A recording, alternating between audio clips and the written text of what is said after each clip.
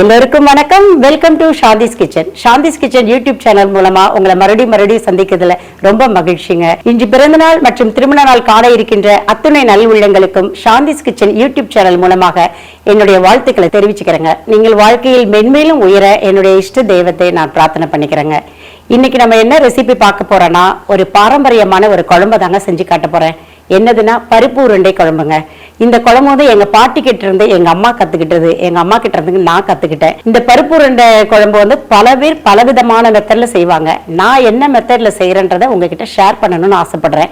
எப்படி செய்யலாம்னு பார்க்கலாம் வாங்க. அதுக்கு தேவையான பொருட்கள் என்னன்னு ஃபர்ஸ்ட் காமிச்சிடுறேன். ஃபர்ஸ்ட் நான் அந்த குழம்பு பண்ண போறேன். அந்த குழம்புக்கு தேவையான பொருள் தான் இப்ப காட்ட போறேன். திருப்பி உருண்டை செய்யறதுக்குள்ள பொருட்களை நான் தனியா காட்டுறேன். சரிங்களா? ஃபர்ஸ்ட் குழம்புக்கு தேவையான பொருட்கள் வந்து ஒரு பெரிய வெங்காயம், ஒரு வெங்காயம் எடுத்து கட் பண்ணி வச்சிருக்கேன் பொடிசா. 10 பல் பூண்டு எடுத்து வச்சிருக்கேன்.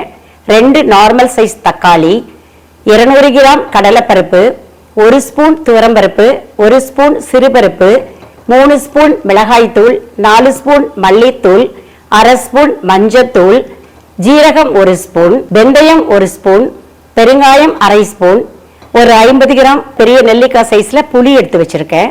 தாளிக்கிறதுக்கு கடுகு உளுந்த பருப்பு, மல்லி கருவேப்பிலை தேவையான அளவுக்கு எடுத்து போட்டுக்கலாம். இது இப்ப நான் சொன்னது வந்து குழம்புக்கு தேவையான பொருட்கள், அதாவது உருண்டை குழம்பு செய்யறதுக்கு. இப்ப நான் உருண்டைக்கு தேவையான பொருட்களை சொல்லிடுறேன். அந்த உருண்டை செய்யறதுக்கு தேங்காய் பூ ஒரு 2-3 ஸ்பூன் தேங்காய் பூ எடுத்து வச்சிருக்கேன். தாளிக்கிறதுக்கு கடுகு உளுந்த பருப்பு, கருவேப்பிலை. இது வந்து பொடி உள்ளி எடுத்து வச்சிருக்கேங்க. ஒரு 10 பொடி உள்ளி, அதாவது சாம்பார் வெங்காயம் எடுத்து கட் பண்ணி வச்சிருக்கேன். 2 பெரிய பச்சை மிளகாய், அப்புறம் ஒரு சின்ன துண்டு இஞ்சி நச்சு வச்சிருக்கேன். அப்புறமா சமைக்கிறதுக்கு தேவையான எண்ணெய். இதுதாங்க தேவையான பொருள். இப்ப குழம்பு எப்படி செய்யலாம்னு பார்க்கலாம் வாங்க. ஒரு 4 ஸ்பூன் எண்ணெய் விட்டுக்கலாம். எண்ணெய் காயட்டும். காஞ்சபுரம் எனக்கு கடுகு உளுந்தம் பருப்பு போடலாம். கடுகு உளுந்தம் பருப்பு ஃபர்ஸ்ட் போட்டுடுறேன். வெந்தயம் எடுத்து வச்சிருக்கேன் இல்லையா, வெந்தயத்தை போட்டுடுறேன். இது ஓரமாக பொரிஞ்சிட்டு இருக்கட்டும். அடுத்தது எடுத்து வச்சிருக்க பூண்டு,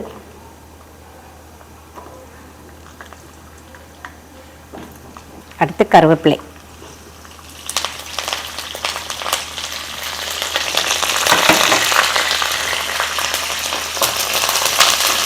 பூண்டு நல்லா பாதி வதங்கினதுக்கு அப்புறம் நம்ம வெங்காயத்தை போட்டுடலாம். இப்போ வெங்காயம் கட் பண்ணி வச்சிருக்கேன் இல்லையா, பெரிய வெங்காயம் 1, சின்னதாக இருந்தால் 2 எடுத்துக்கோங்க.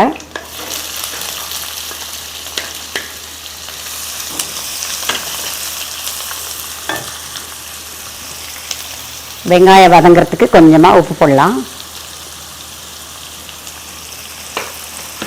இந்த குழம்பு வந்து எங்கள் ஊரில் ரொம்ப ஃபேமஸாக இருக்குங்க. திருநெல்வேலி குற்றாலம் சைட்லாம் இது வந்து வீக்லி ஒன்ஸ், அட்லீஸ்ட் 10 டேஸ்க்கு ஒன்ஸாவது நாங்கள் இந்த குழம்பெல்லாம் வச்சு சாப்பிடுவோம். இந்த குழம்பு பண்ணால் நம்ம சைட் டிஷ்லாம் எதுவுமே தேவையில்லைங்க. இதில் உள்ள உருண்டையை தொட்டே சாப்பிட்லாம், அவ்வளோ டேஸ்ட்டாக இருக்கும். அந்த உருண்டையுமே எப்படி பண்ணணுன்றதை நான் உங்களுக்கு இப்போ தனியாக அதை செஞ்சு காட்டுறேன். இது ஒரு சைடே வதங்கட்டுங்க. நான் இந்த பர்னரை பார்த்து வச்சு உங்களுக்கு உருண்டை செய்கிறதையும் நான் காமிச்சிடுறேன். சரிங்களா? நல்லா ஒரு வித்தியாசமாக ஒரு குழம்பு சாப்பிட்லாம். எப்போதும் சாம்பார், புளி குழம்பு, ரசம்னு சாப்பிட்டுட்டு இருக்கும்போது ஒரு டிஃப்ரெண்ட்டாக சாப்பிட்னா இந்த மாதிரி உருண்டை குழம்பு செஞ்சு நம்ம சாப்பிட்லாம், நல்லாயிருக்கும். இப்போ இந்த சைடு நான் வந்து உங்களுக்கு உருண்டை செய்கிறது காமிக்கிறேன். இது கொஞ்சம் தீயை நான் கம்மியாக வச்சுக்கிறேன். தேவையான அளவு எண்ணெய் ஊற்றிக்கிறேன்.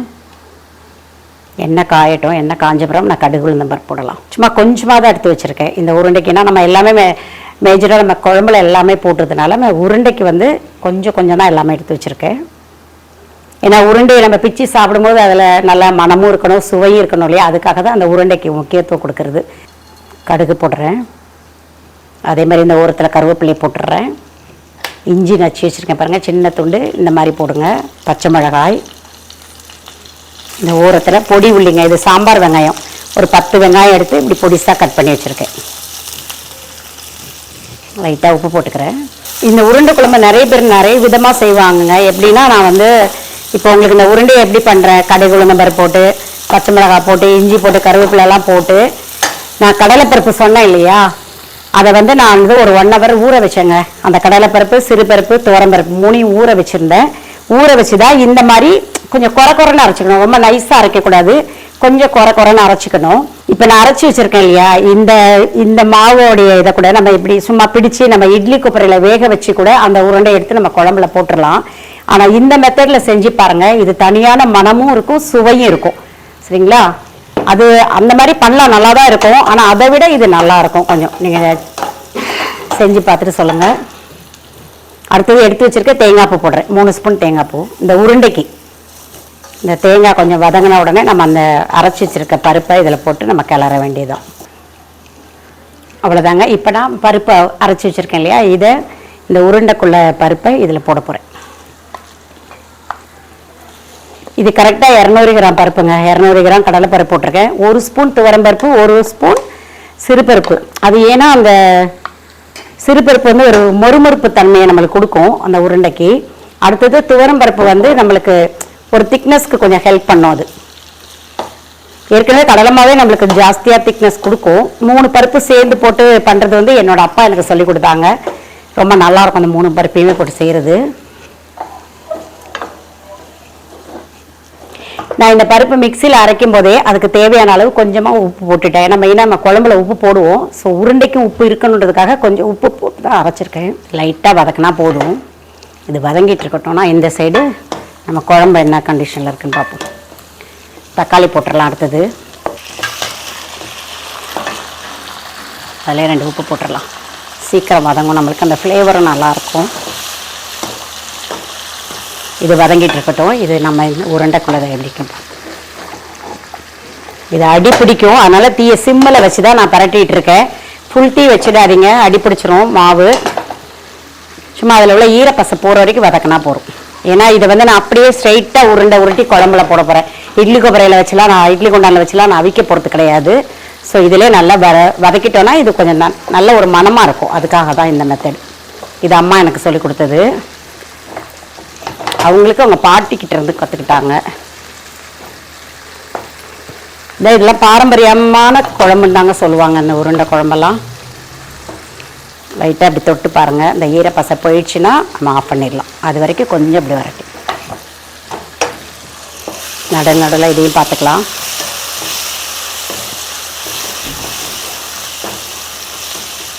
தக்காளி நல்லா மசிச்சு நம்ம வதக்கிடலாம். அவ்வளோதாங்க, நல்லா வதக்கிட்டேன். நம்ம ஏன் இப்படி வதக்குறோன்னா அதுக்கு தனி மனம் சுவை இருக்கும். அது போக நம்மளுக்கு உருண்டை குழம்புல போட்டோன்னே உடையாமல் இருக்கணுன்றதுக்காக தான் இந்த வதக்குறோம். நம்ம இட்லி குண்டானெல்லாம் வச்சு அவிக்கல, அதுக்காக தான். அவ்வளோதாங்க, உருண்டைக்குள்ள மாவை நான் வதக்கி முடிச்சுட்டேன். இது ஆறுனோடனே நம்ம உருண்டை பிடிக்கலாம். சரிங்களா? அதுக்குள்ளே இந்த குழம்பு என்னன்னு பார்த்துடலாம். குழம்புல உள்ள வெங்காயம், தக்காளி, பூண்டு எல்லாம் நல்லா வதங்கின உடனே நம்ம அடுத்தடுத்த ஸ்டெப்புக்கு போயிடலாம். அவ்வளோதாங்க, இது ஆற வைக்க போகிறேன். பிளேட்டில் கொட்டி ஆறினப்புறம் நம்ம உருண்டை பிடிச்சி குழம்புல போட வேண்டியதுதான். சும்மால ஆற வச்சிடறேன் ஒரு பிளேட்டில். அதான் இது சைடில் ஆறிட்டு இருக்கட்டும். அதுக்குள்ளே குழம்பு என்னன்னு பார்த்துடலாம். அவ்வளோதாங்க, தக்காளி, வெங்காயம், பூண்டு எல்லாமே நல்லா வதங்கிடுச்சு. இப்போ நான் அதில் வந்து மசாலா ஐட்டம்ஸை போடுறேன். எடுத்து வச்சுருக்க மிளகாய் தூள் போட்டுறேன், மல்லித்தூள், மஞ்சத்தூள். இந்த ஓரத்தில் கொஞ்சமாக எண்ணெய் விட்டு இதில் இந்த ஜீரகத்தை போட்டுடுறேன். ஜீரகம் சேர்ந்து வதங்கட்டும். தேங்காய் எடுத்து வச்சுருந்தேங்க ஒரு 2 பீஸ், நல்லா இவ்வளோ பெரிய பீஸ் 2 பீஸ். அதை நைஸாக அரைச்சி வச்சுருக்கேன். சரிங்களா? அதுக்கு முன்னாடி நான் எடுத்து வச்சுருக்கேன் புளி கரைச்சி வச்சுருக்கேன். புளி காட்டினேன் இல்லையா, அதை கரைச்சி நான் ஃபில்டர் பண்ணி வச்சுருக்கேன். ஸோ நான் இப்போ அதை ஊற்றுறேன்.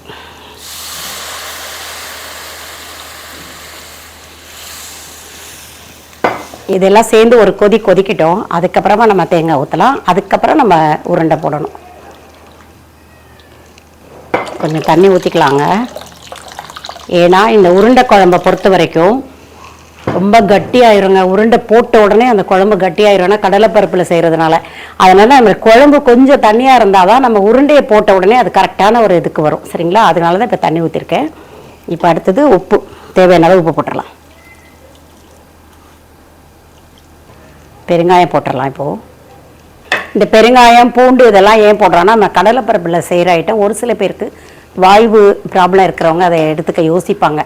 அந்த மாதிரி டைமில் நீங்கள் இந்த பெருங்காயம், பூண்டுலாம் சேர்த்துக்கிட்டிங்கன்னா அதுக்கு ஈக்குவலாக ஆயிரும். சரிங்களா? இது கொதி வரட்டும். நம்மளுக்கு இந்த கேப்பில் நம்ம வந்து உருண்டையை பிடிச்சிடலாம். இந்த சைடு நம்ம ஆற வச்சுருக்கோம் இல்லையா, இது உருண்டை பிடிச்சிடும். இப்போ நான் எடுத்து வச்சுருக்க தேங்காயை நல்லா நைஸாக அரைச்சி கொண்டு வந்திருக்கேங்க. இதை அதில் விட போகிறேன். சும்மா கொஞ்சமாக தேங்காய் போட்டால் போதும். இந்த இவ்வளோ பெரிய பீஸில் 2 போட்டிருக்கேன்.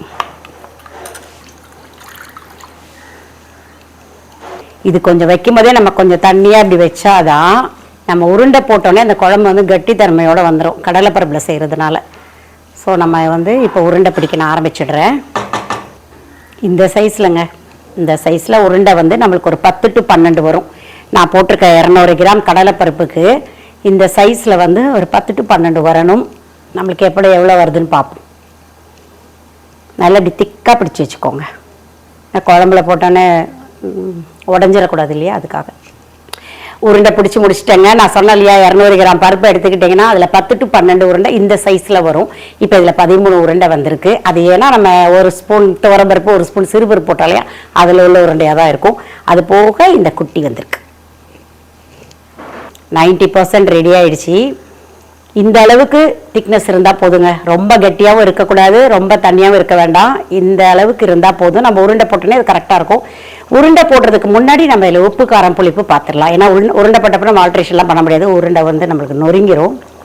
எங்கள் வீட்டில் எல்லாருமே குழம்பு வெரைட்டி எதுவாக இருந்தாலுங்க உப்பு காரம் புளிப்போடு தான் நாங்கள் சாப்பிட்டு பழகியிருக்கோம். அதனால் எதுவுமே இந்த சப்பு சப்புன்னு இருக்கிறது, காரம் கம்மியாக சேர்க்குறது, புளி கம்மியாக சேர்க்குறது, அதுக்குன்னு புளி ஓவராலாக சேர்க்குறது இல்லை. அதுக்கு தேவையான அளவு எல்லாமே போட்டால் தான் நம்மளால் சாதத்தில் விட்டு சாப்பிடும் போது நல்லாயிருக்கும். சரிங்களா? அந்தளவு கரெக்டாக இருக்குது. 2 உப்பு போட்டுருதேன்.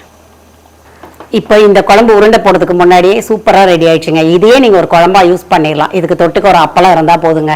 ஆனால் நம்ம எக்ஸ்ட்ரா இந்த உருண்டைன்னு ஒன்று ஒரு 10 நிமிஷத்தில் செஞ்சுருக்கோம் இல்லையா, அதையும் இது போட்டால் எக்ஸ்ட்ரா ஒரு டேஸ்ட்டு, சுவை, மனம் எல்லாமே கிடைக்கும். போடுற உருண்டை என்ன ஒன்று, இப்போ உருண்டை போட்ட உடனே நம்ம கரண்டி போடக்கூடாதுங்க. கரண்டி போட்டால் அது உடஞ்சி போய்டும் அந்த உருண்டை. நான் உருண்டையை ஃபுல்லாக போட்டுட்டு வெயிட் பண்ணுவேன் ஒரு 5 மினிட்ஸ். அந்த உருண்டை வெந்ததுக்கப்புறம் தன்னாலே அது மேலே வந்து அதை மிதந்துட்டு வரும்னு அம்மா சொல்லுவாங்க. அந்த தன்னாலே மேலே மிதந்துட்டு வந்தால் தான் அந்த உருண்டை ரெடி ஆகிடுதுன்னு அர்த்தம்னு சொல்லுவாங்க. ஸோ நம்ம அது வரைக்கும் வெயிட் பண்ண 5 நிமிஷம் நான் போட்டுடுறேன். இப்போ உருண்டை போட்டு 10 நிமிஷம் ஆயிடுச்சுங்க. 10 நிமிஷம் போட்டால் போதும். நல்லா கொதிக்கிற குழம்புல உருண்டையை 10 நிமிஷம் போட்டால் போதும். என்ன நம்ம ஆல்ரெடி நம்ம கடாயில் நல்லா வதக்கிட்டோம் இல்லையா, ஸோ அதிலே 3/4 வெந்திருக்கும். இப்போ அந்த 1/4 அந்த குழம்புல வெந்துடும். நம்ம அது ரொம்ப நேரம் வேக வச்சாலும் கல் மாதிரி ஆயிரும் அந்த உருண்டை. பார்த்தீங்களா, ஒன்று கூட உடையலை பாருங்கள்.